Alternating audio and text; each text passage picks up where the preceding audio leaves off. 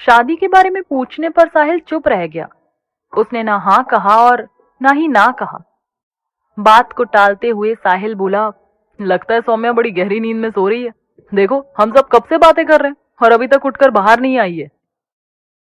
तो सौम्या की भाभी बोली, अरे वो थक जाती है, कॉलेज जाना, पढ़ाई करना और अब मेरी भी हेल्प करवाती है, तो घर का भी काफी काम हो जाता है उसके लिए।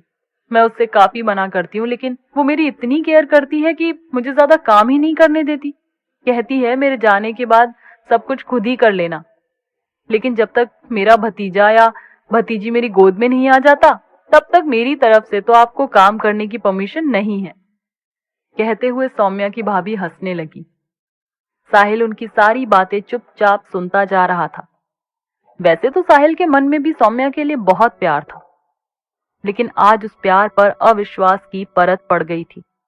साहिल के मन में आज प्यार की जगह कई सारे सवाल थे जो उसे सौम्या से पूछने थे।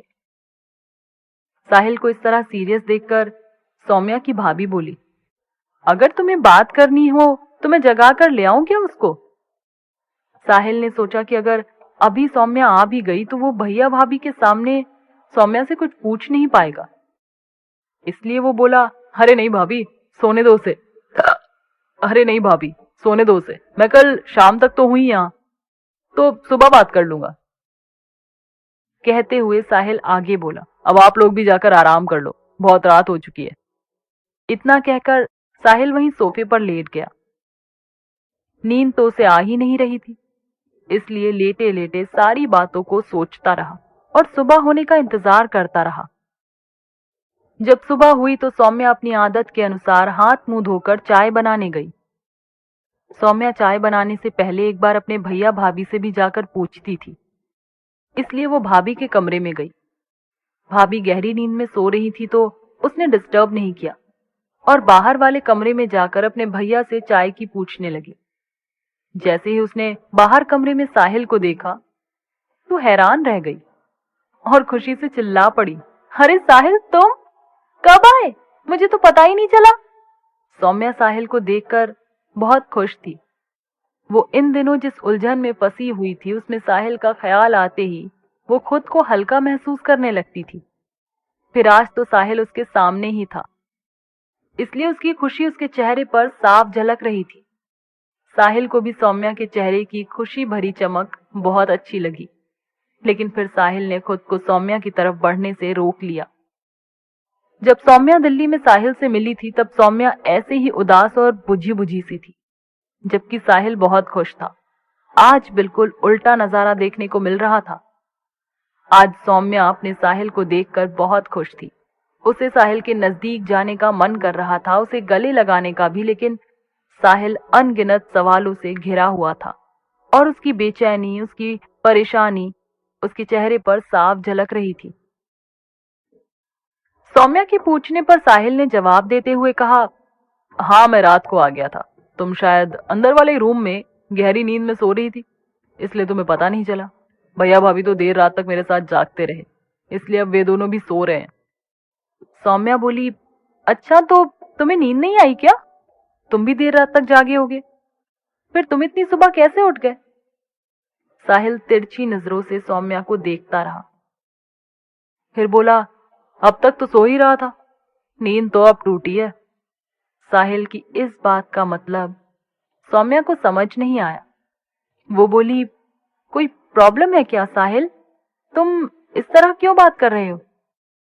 साहिल बोला, एक काम करो, तुम नहा धोकर तैयार हो जाओ, आज हम उसी मंदिर में चलेंगे जहां हम पहली बार मिले थे। सौम्या बोली, हाँ हाँ चलूंगी, लेकिन पहले बताओ तो सही आखिर बात क्या है? साहिल बोला, बात कुछ नहीं है, बस कुछ पुरानी यादों को ताजा करना है, कुछ ऐसी यादें जो तुम भूल गई हो। सौम्या साहिल की इन उलझी हुई बातों को समझने में नाकाम थी। फिर भी साहिल के कहने पर वो जाकर नहा धोकर तैयार हो गई। तब तक उसकी भाभी भी जाग गई थी। उसने भाभी को बताया और वो साहिल के साथ मंदिर चली गई। मंदिर पास में ही था, तो दोनों पैदल वॉक करते हुए ही मंदिर तक चले गए। एक अरसे बाद आज वे दोनों इस मंदिर में आए थे।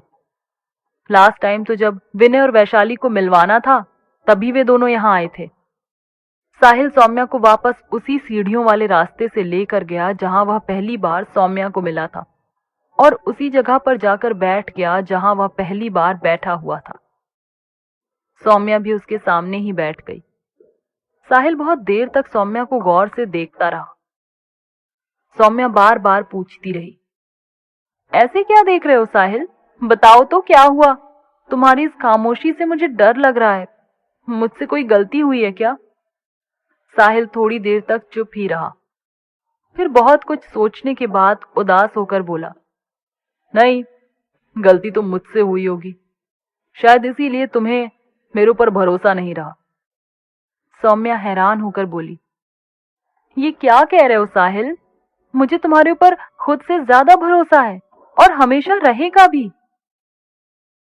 साहिल सौम्या की इस बात पर अपना गुस्सा कंट्रोल नहीं कर पाया और लगभग चिल्लाते हुए बोला, अगर सच में इतना भरोसा था तो क्यों मुझसे अब तक सब कुछ छुपाती रही?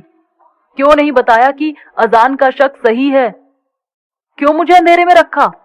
आखिर ऐसी कौन सी मजबूरी थी तुम्हारी जो मुझसे झूठ बोलती रही? अजान से बात हो जाने के बाद भी मैंने तुमसे पूछा था कि अगर ऐसी कोई बात है जो तुम अजान को नहीं बता सकती हो तो मुझे बता दो, लेकिन तुम बार बार बस यही कहती रही कि नहीं, कोई बात ही नहीं है। सौम्या, मैंने खुद तुम्हारे मोबाइल की लोकेशन और कॉल डिटेल्स चेक की हैं। तुम्हारे मोबाइल की लोकेशन उसी एरिया की थी जहां सुमित की डेड बॉडी मिली, और कॉल डिटेल्स में उस दिन तो क्या, उस दिन के पहले काफी दिनों तक तुमने रितु को कोई कॉल नहीं किया था। फिर तुमसे बिना बात किए रितु होटल तक कैसे आ गई? आखिर हुआ क्या था उस दिन, बताओगी या नहीं? साहिल को इस तरह गुस्से में चिल्लाता हुआ देखकर सौम्या अंदर तक हिल गई और रोने लगी, लेकिन साहिल को किसी भी बात का जवाब ना दिया। साहिल सौम्या को इस तरह खामोश देखकर फिर पूछने लगा, देखो सौम्या, अगर तुम निखिल को बचाने की कोशिश कर रही हो तो भी मुझे बता सकती हो।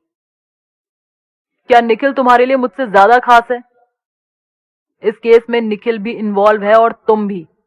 इतना तो मुझे समझ आ गया है, पर गलती किसकी है ये अभी तक नहीं पता। क्या तुम मुझे बता सकती हो? बोलो सौम्या, बोलो। साहिल के इन सवालों का क्या जवाब देगी सौम्या?